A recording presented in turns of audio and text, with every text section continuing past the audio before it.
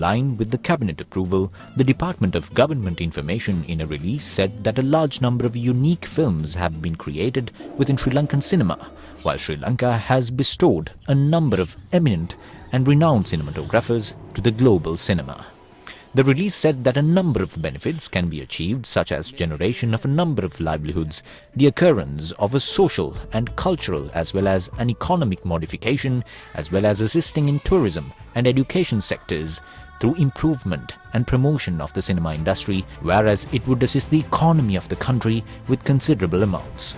The Department of Government Information added that it has been observed that cinema in most countries in the world has been improved with the recognition of cinema as an industry.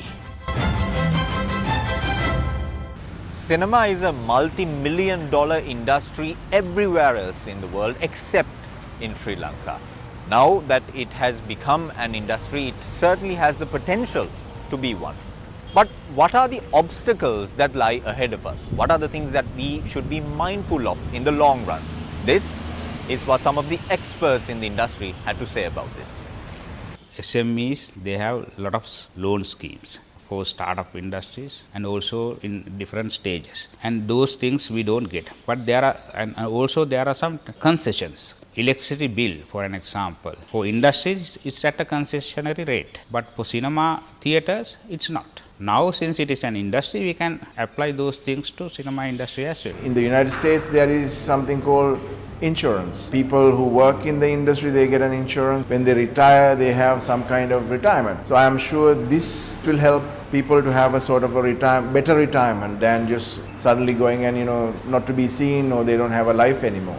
Let the industry go on its own. That is, industry means making a product for sale. There has to be a return of investment. So we must pay mind to all that. If we do, then the industry will prosper. There's no reason why it cannot prosper. Entertainment, whether it's in Hollywood, whether it's in UK, India, it's booming. We can do whatever they do in America, whatever they do in UK. There's no excuse anymore. But we need to keep in mind that Sri Lanka has the talent, Sri Lanka has the technology, Sri Lanka has the knowledge, and most importantly, Sri Lanka has a worldwide audience waiting to see what we do next.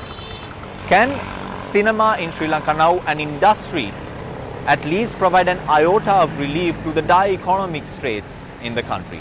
Can the cinema industry in Sri Lanka generate enough revenue to revive the economy of the country? I'm afraid we have to wait for the answers.